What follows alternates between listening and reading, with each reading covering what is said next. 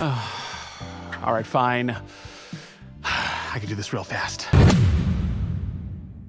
I'm gonna punish you! You ain't experienced all that I've been through! Look, I'm not gonna say that I was destroyed by this episode, but I am gonna make it everyone else's problem. Welcome, shippers, degenerates, and randos who misread STOLITZ, to another edition of me analyzing the kinky, tragic love story of Blitzo and STOLITZ. With this first episode back, bring us more of that good trauma. From Blitz having daddy issues to STOLITZ realizing he has daddy issues, this backstory episode may not have been the closure most of us wanted. It's still phenomenal though, in all the details and implications it gives us. As we find out STOLITZ goes way farther back than any of us had realized, and the issues that doomed it to fail go way deeper than we feared. So let's talk about them and try to figure out, is STOLITZ truly doomed? And what does this mean for our sad owl boy? This is Sarcastic Chorus. Like, share, and subscribe en masse so that I can finally have bragging rights over Deep Cut. So without further ado, let's talk about the ship. Good night, Blitz. Night. Now, this episode begins with a flashback to STOLITZ as a child waking up, and he is just the most adorable ball of energy you've ever seen. Something that I love about this opening is how this episode uses the same scene to show STOLITZ's mental state throughout his life, as each of the three acts begins with STOLITZ waking up and looking into the mirror. The first we see STOLITZ actually happy to be alive, filled with excitement for his birthday and the future. Then the second with STOLITZ, now an adult, beaten down and reluctant to get up, knowing he'll just be another day trapped in a loveless marriage. Despite being abused by his harpy of a wife, it's still manageable. He doesn't want to, but he can still get up and go through the motions. He's not happy, but Octavia being able to sleep peacefully is enough for him, plus some medicated happy pills to help him get through the day, because he, like us, has depression. Then we go to the present timeline, where STOLITZ wakes up on the floor, surrounded by absinthe, hungover, heartbroken, and finally at rock bottom. Not even bothering to fix up his appearance, taking 3 pills instead of his usual 2, perfectly conveying to us that this is STOLITZ's lowest moment emotionally. And that's all done by creating contrast between each of these scenes, with the final gut punch being how each act would end with STOLITZ laughing. The first is him having fun with Blitz, to him then laughing in triumph as he gets revenge on Stella. However, the episode ends not with any laughter. No, it ends with him breaking down crying, staring up into the sky. No triumph in him finally yelling back at Stella, no relief. He's just exhausted and sad. This is a fantastic framing device, expertly conveying STOLITZ's mental state in each phase of his life, of just how far STOLITZ has fallen and how his reality has shattered those early hopes of his youth. Yeah, we're getting the bitch crying out of the way real early. Also, fair warning, I'm gonna go through this episode chronologically, but once I find something I want to talk about, I'll be jumping around willy-nilly. But Come on. let's be honest, we both know you've seen this episode more than twice. Now, back to the wee baby STOLITZ, mid-waking up routine, and in a very gratifying case of I f***ing called it! This episode confirms STOLITZ was, in fact, a lonely rich boy, suffocating in the environment he grew up in, with it being impressed upon him early to act in a certain way, to fit into the mold that the Goetia family wanted him to. Being told that acting excited is unbecoming, hearkening to that stiff upper lip crap you get from British nobility, limiting the emotions that STOLITZ could express without being considered improper, leaving the owl repressed in more ways than one. Making this even worse, though, is how it comes off as just hypocritical BS. When compared to the rest of the Goetia family and nobility, STOLITZ's father, Paimon, has no problem having a ball when watching the circus from home, and I've seen enough family gatherings to know it's Shaddy on about to be wine drunk, smashing her glass against the window. Asmodeus, if they're following the real world categories, is also a Goetia, and excitement is his entire personality. So yeah, this don't be excited line is definitely a load of crap. It has its place in the culture of the upper crusts of hell, but more than anything else, it feels like a rule a bad dad would make so that he wouldn't have to deal with his kids. Oh hey. There is my little, which son is this one? There's so fucking many. Wonderful. STOLITZ had to spend 25 years bottling up his emotions just because his father didn't want to deal with him. Oh, that's an ugly noise, son. Here, how about you cease this bitch crying? That's too real. Let's get into the thing everyone and their mother loves to talk about. Daddy issues. STOLITZ has all of them. Paimon just shows up, gives his son a job and a beard, then Zoom calls the rest of his life. And I do mean the rest of his life. Even in what looks like his official Goetia painting, Paimon doesn't show up in it. Instead, he's only appearing through the mirror, as he just can't be bothered. Paimon has absolutely zero interest in STOLITZ as a person, not even knowing his name, and not even being able to remember what type of bird his son is, despite the fact that he's about to irrevocably change his life, assigning him the magic grimoire and the duties he'll serve as a Goetia, while also forcing him into an arranged marriage, which I called, though that one's really obvious, anyone could have guessed that. Paimon does all of this, despite not knowing what his son's name is. And we can just go ahead and add neglectful father to his wiki page. I've seen enough. Unfortunately though, intentional or not, he has a huge influence on the type of person STOLITZ turns out to be. From the little shared quirks of clapping at the circus, lacking emotional intelligence, and being an everyone's favorite quirk classism, it's all passed down. Jokes aside, it really is sad seeing how happy little STOLITZ is, and how his dad just does not want anything to do with him. Paimon is at the core of all of STOLITZ's issues, because he caused it. From forcing his son to marry Stella to instilling in him this belief that he has to meet the standards of the family, Paimon is pretty much to blame for all of it. Though this is, again, the case where you could have assumed most of STOLITZ's issues just by virtue of coming through nobility. STOLITZ, it's nice. Ouch! Don't bow to that one. He bows to us, idiot. Though having someone fun and hateable around doesn't hurt. Though this does go a long way of explaining some of STOLITZ's microaggression problems, as he really does come off as fetishizing Blitz for being an imp, and it comes off as demeaning. Blitz actually hates it. And this episode doesn't retcon that behavior, instead making it way more interesting. As this episode reveals that when Blitz and STOLITZ first met, they were kids, and STOLITZ was smitten at first sight. As a series with the subtlety of a hammer nails into your head with a pink filter and actual heart in the background, STOLITZ immediately thought Blitz was funny, cute, and he's just in love, with Blitz's status as an imp playing no role in those feelings developing. When they first met, STOLITZ bows to greet him because he's just so excited, only to get slapped by his dad telling him not to because Blitz is of a lower social status. He's just an imp, aka the help. STOLITZ is aware there's supposed to be a division between them, and he ignores it. When they meet up for their first date, when Blitz leaves in the car, STOLITZ always bows to Blitz, showing how he's always seen them as equals. He doesn't think Blitz is his plaything or little imp. He thinks Blitz is his equal, in spite of the classist crap his family tried to drill into his head, which is so cute and so sad. Especially when you remember Blitz's view of their relationship, as in his acid trip, he views STOLITZ as being above him on a golden throne, towering, in control as Blitz wears golden chains while STOLITZ pulls him closer. Blitz doesn't see them as equals. Now, I know, STOLITZ not seeing class sounds amazing. Love knows no barrier and all that jazz. Unfortunately though, this is a problem.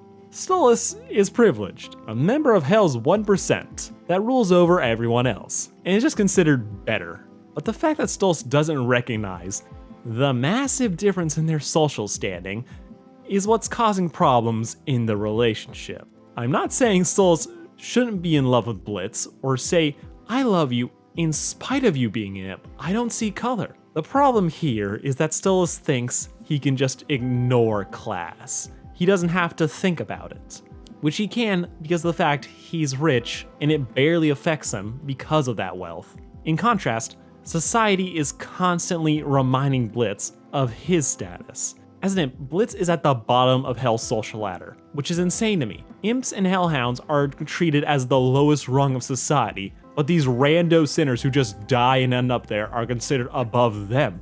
Blitz is so low on the totem pole that the fact that he started his own business is considered notable. Imps are just thought of as servants, the wage slaves, trapped in a system rigged against them. And Blitz is reminded of this every day just by existing. He is painfully aware how much society values STOLITZ more than him. The fact that STOLITZ sees them as equals is cute, but it blinds him to the problems that Blitz faces and means that he can't help him. He can't realize just how much hiding his face when he got caught out for dating an imp hurt Blitz. I'm glad he isn't some classist dick like Stella, but Stolitz not realizing how much the deck has been stacked in his favor makes him hurt Blitz unintentionally, which has to stop, and will as soon as they start communicating honestly, which will happen as soon as hell freezes over. So if that happens during a snow day, I'm popping champagne. Would you like it if I took you to the circus in town? Also, not to correct anyone, but Stolitz doesn't take Octavia to the circus because his dad did the same thing to him. No, he takes Octavia to the circus because he met Blitz there, tricking him into thinking he had a good time, and that's why he does it. Yes, the big thing that came out of this episode was the revelation that Stolitz and Blitz first met when they were kids, awakening something in Stolitz and setting them up on a collision course years later. Meaning yes, this does technically count as a childhood romance, and I hate it. In real life. Fiction, go right ahead. I just don't trust anyone who says they met their soulmate in pre-K. Just introvert vibes. And of course the circus Paimon takes Stolitz to is Blitz's, where he performs alongside his good forever friend Fizzarali, who is the star of the circus, while Blitz is... Crap. not that. As hard as Blitz tries, he just can't get that balloon horse right, and his jokes bomb. Except for one person. See? He gets it. Of course. Stolitz would be the only person to laugh at Blitz's jokes. They really are couple goals. Even the most neglectful father in the world notices this. So he decides to buy Blitzo. Maybe. I really hope he just meant for the day. And this is where we get to meet Blitz's dad, Cash Buckso. I have nothing to say, 10 out of 10, perfect name. But he also shares the same voice actor as Stolitz's dad, which is perfect, because they're both terrible and exploit their sons. Paimon only cares about Stolitz so long as that he can fulfill a role in the Goetia. While Cash's concern for his son really seems dependent on how much he can get out of him. This man sells Blitz for a $5 and a condom, which is horrible.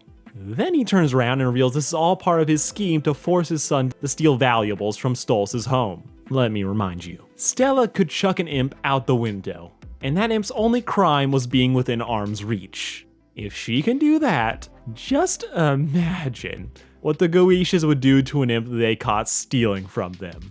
Yeah, he would be lucky if they just kill him. And Blitz, despite only being a child, already knows this. He doesn't want to steal anything. He knows it's wrong and what could happen to him, unlike the older version who is completely okay with the idea, as he feels like he has no other choice. Daddy-O guilts him into stealing from Stolitz, not caring what might happen to his son. I'm sure if Fizz was the one being bought, he would just take the huge payday and move on. With his son though, with Blitz, he considers it an acceptable risk, which if you want to talk about inferiority complexes, these dads are definitely not helping. And while I'm here, let's talk about how Stolitz and Blitz have a shared response to daddy issues. Because I love how both of them had shitty fathers, yet they both tried to break the cycle by being good dads to their kids. Octavia is the only reason that Stolitz has never clapped back at Stella.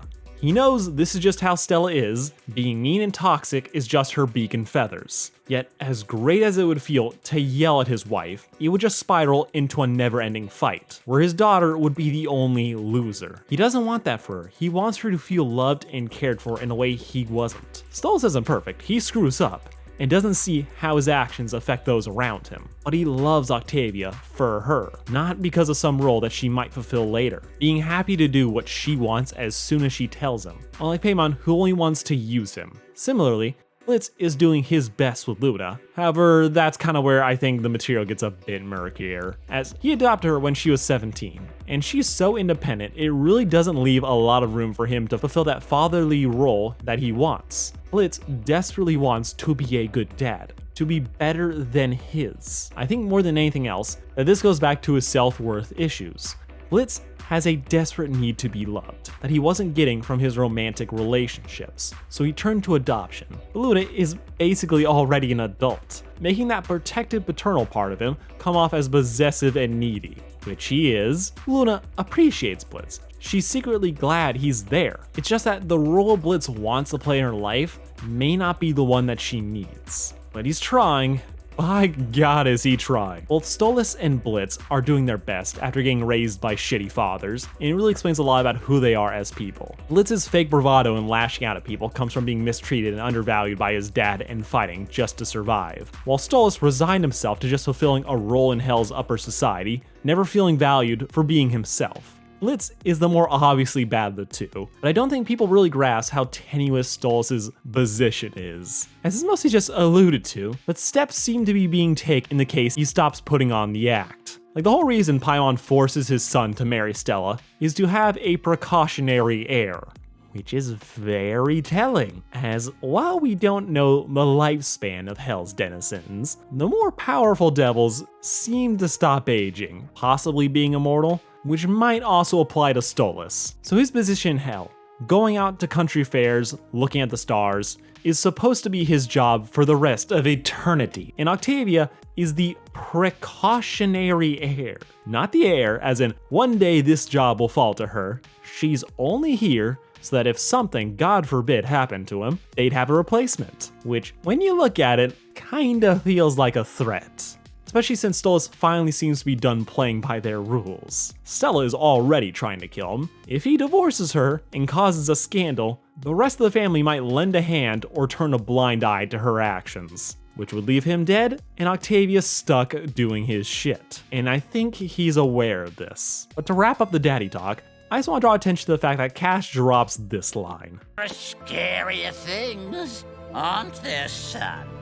Which, if you're screwed up like me, you assume he's talking about child abuse. But since Blitz doesn't wince, and it's followed up by the big eyes, I think they're alluding to something else. Maybe having to do something with the mom, who he is clearly more attached to than his father. This lack of a reaction from Blitz, and just this sad, defeated look, makes me think that having no money has failed him in the past, but we're just gonna have to wait and see what he's referring to here. And finally, 16 minutes in, we finally have a scene where Stolitz is together. I'd apologize, but it's been 8 months. I'm scratching an itch. Hi, I'm Blitzo. I'm Stolitz. It's nice to... Yeah, this is mostly cute fluff.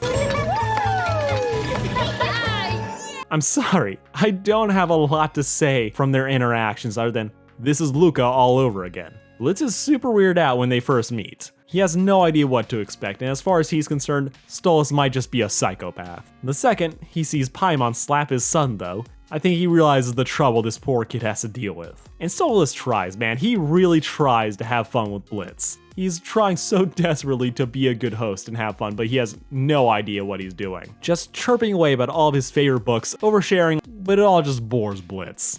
So he switches games and tricks Stolitz into helping him steal. Stolitz questions the authenticity of playing a pirate game, but he's desperate for Blitz to like him, so the awkward kid just goes along with it. Timidly at first, until he starts getting into it, and suddenly they're both having fun. We even get a cute little moment where Stolitz helps his little buddy out. All this continues, till they find the chandelier, and just have a beautiful moment laughing, hanging out underneath it. It's sweet, it's wholesome. Also, fun fact, this is the same song they played during the scene that broke your heart.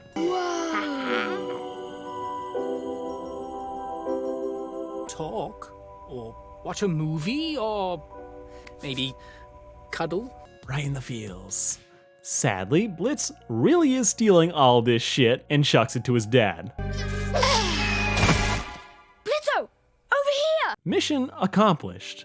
He doesn't leave though. Blitz stays to keep hanging out with Stolitz. Maybe he has to, but besides whether he does or not, he's actually having a good time hanging out with him, talking about their futures. Blitz reveals he has a dream of owning his own circus business, where he gets to live in a big office and be able to do whatever he wants, where he doesn't have to do all the stuff his dad forces him to be free. In contrast, Stolitz is actually excited for his job of studying this guy, but he's also a little bit confused. He doesn't know why he's doing this, but he wants to make his dad proud, so he'll do it. It's sad yet beautiful seeing these kids just be so hopeful. They have all these dreams and ideas of what they want to be and are unburned by the pressures of actually making them happen. They think anything is possible. Blitz even offers to hire Stolitz one day, who laughs and cheekily says he'll be a good boss. It's such a tender, honest moment that when it smash cuts to a depressed older Stolitz, you can't help but feel sad. This is the first time they met though. The first time they ever interacted with each other. And you can see the chemistry is there and how they just have fun with each other, how Blitz easily gets Stolas out of his shell and brings so much life and energy to him. However, even here, it sets up a lot of the same mistakes STOLITZ would keep repeating. Stolas is just happy that Blitz is here and doesn't understand the fucked up context that forced this imp to this point. As far as Kid Stolas knows, his dad just invited Blitz to hang out with him. He doesn't realize Paimon literally bought Blitz so that he could be his friend. Blitz had no choice in the matter, but Stolas doesn't question it. He's just happy to not be alone and for the opportunity to have fun, so he'll take what he can get. While Blitz, who is here with an ulterior motive to use Stolas for personal gain, just kind of puts up with him at first. With the genuinely tragic thing is, yes, Blitz came here just to steal from Stolas. In spite of that, he ends up having fun. He warms up to Stolas. Even when he gets the loot, he doesn't take the opportunity to dip. He keeps hanging out with him, and the feeling becomes mutual, but it can't last. We can't talk about the why without bringing up them actually fucking, so... Now, some very important context. This is 25 years into the future. Octavia is 17, meaning wee baby Stolas had to marry Stella at a max 7 years after this flashback. We don't know his age, but he's definitely younger than 13. So, meaning he probably got married somewhere between 16 to 19. At the oldest. Which, and just to make the last episode even sadder, going to Ozzy's was probably his first date ever. Explaining why he was a bit overdressed. He doesn't know better. He's been to plenty of formal parties where the attire is laid out to a T. When it comes to picking his own wardrobe for a date, he puts on his best to impress, not knowing it was overkill for a high-end club. Now, originally, I just chalked this up to him being a bit overeager for Blitz, and the fact that Stolas has always struck me as a bit socially awkward, which I blamed on his restrictive upbringing, the fact that he never had a friend till he was like 10-ish. And judging by his lack of them now, never made any new ones after Blitz, and had to tie the knot almost immediately a few years later, confirming to me that Stolas has never had any real opportunity to develop those social skills, or dating skills if you want to be really specific. He hangs out with the Goeitias when he has to, but he hates them. Stella goes out of her way to make him a laughingstock by never shutting up about his perceived inadequacies,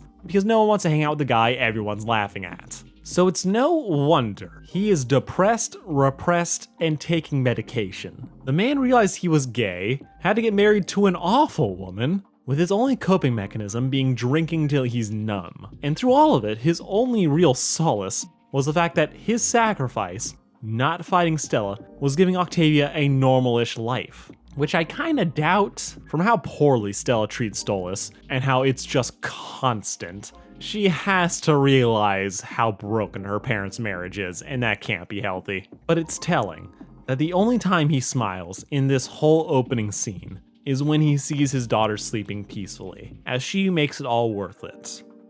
Then Blitz shows up. What do we do with him? Oh no, he's hot! Getting Blitz out of trouble and in his room, Stolas says he'll deal with him personally, which causes the rest of the party to snicker, flaring up ye old self-worth issues. Once alone, they stumble ass first back into the same old song and dance. Stolas decides to make a funny that he's only half serious about, saying that Blitz obviously must be here to have sex with him since he broke into his room. Before dropping the flirty banter, just say, "Hey, how you been? It's been a long time." Only problem, Blitz wants the book so that he can start his business, and either picked up on the fact that Stolas has a thing for him or thinks he's completely serious. Either way, Blitz starts laying it on thick, which Stolas has fun for about 5 seconds, but when he tries to steer things back to normal, Blitz leans into it even harder. I don't You know, really. you seem pretty tense. How about I help you out there? With the subtlety of a porno, Blitz is now determined to railroad this conversation into sex to distract Stolas from the fact that he's trying to steal the book. However, one gaffe after another leads to Blitz having to double down on the aggressive flirting till...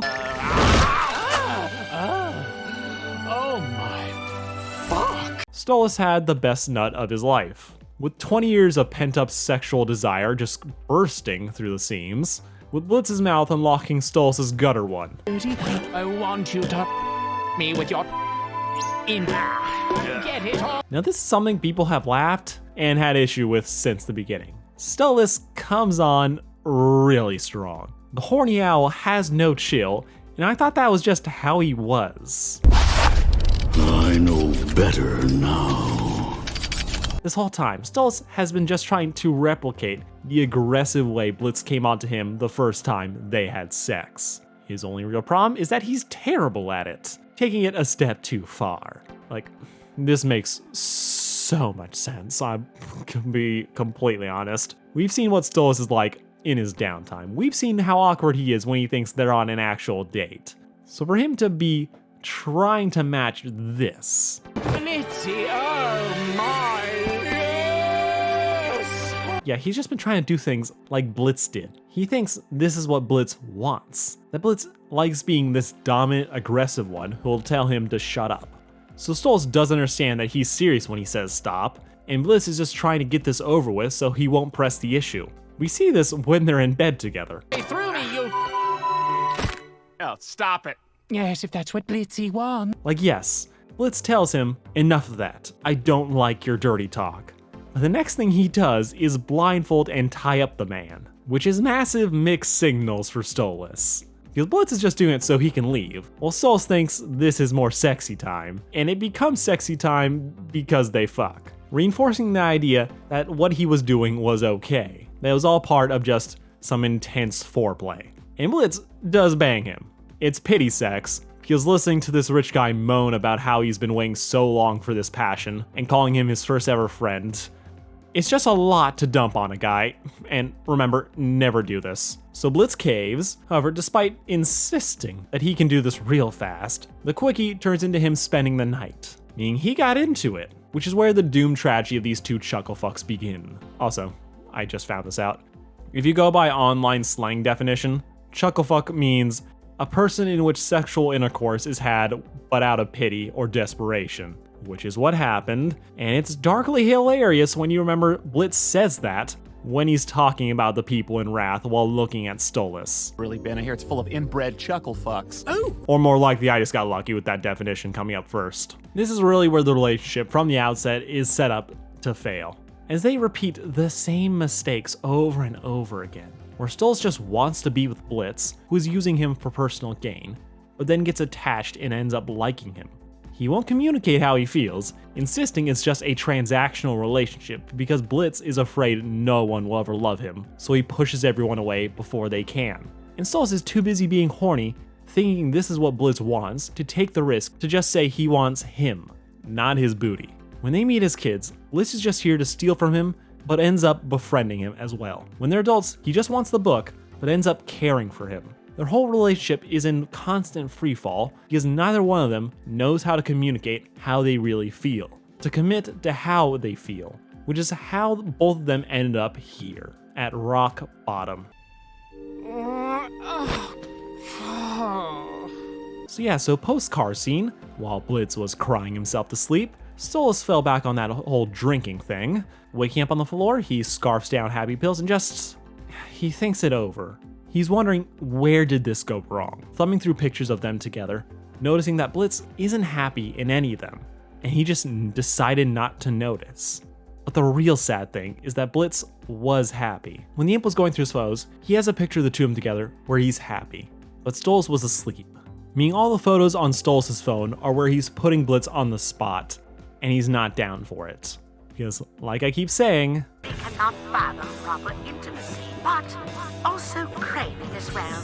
So here Stolitz is broken, thinking Blitz was never happy with him, and it just eats at him till, like the Disney princess that he is, he bursts into song. A cage. God, I should have made a breakdown video of just the song. The lyrics are essentially just telling you what I've been telling you throughout this episode. Stolitz has always felt like he was in a cage, trapped in the expectation of his family, and the role he was forced to play, having to marry Stella, put up with these parties. He's only in like his mid, maybe early 30s, yet he already feels exhausted, tired, stagnant, performing a part like an actor on a stage. Then you walked in my room and like sparks in the dark. I don't need to explain that one. Well, Blitz showing up made him happy. It changed everything for him. After Ozzy's though, he wonders if their relationship was a lie. Is he the fool for believing that Blitz loved him? And something I personally appreciate is that he isn't angry with Blitz. He isn't accusing him of tricking him. He understands the comfortable lie was the one he told himself. Now, after what happened to Ozzy's, he believes he is all alone. And we get another reference to that throne imagery, as he views it as an isolated perch, whereas Blitz envisions it as a golden heavenly place. Blitz is in love with STOLITZ, and he hates the power that gives him, but STOLITZ thinks he has none. These two could fix all their problems if they just had an honest conversation with each other. Unfortunately, they're both the emotional equivalent of a hornet's nest, buzzing and stinging one another without meaning it. STOLITZ doesn't believe he has any more choices in their relationship. He thinks it's over, and he won't let it continue. STOLITZ, for all of his faults, I think is a good person. He won't force Blitz to bang him just so that he can keep using the book, and he can't lie to himself anymore about it. And neither can I. Twitter translated this book for me, so I have them to thank. See, the Osmodian crystals aren't a love spell that will force Blitz to love him, which was my first horrible idea. No.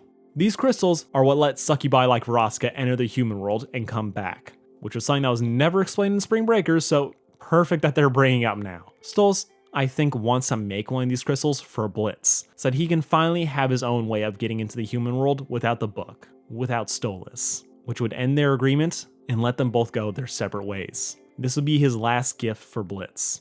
This would be the end of STOLITZ. But it won't. Okay, this is a fantastic episode about STOLITZ, how the relationship formed, and explaining STOLITZ's everything while providing extra context to scenes we didn't know we needed. These two are both in a really dark place right now, and they've pretty much always been in a dark place. Neither of them have been really happy since they were kids.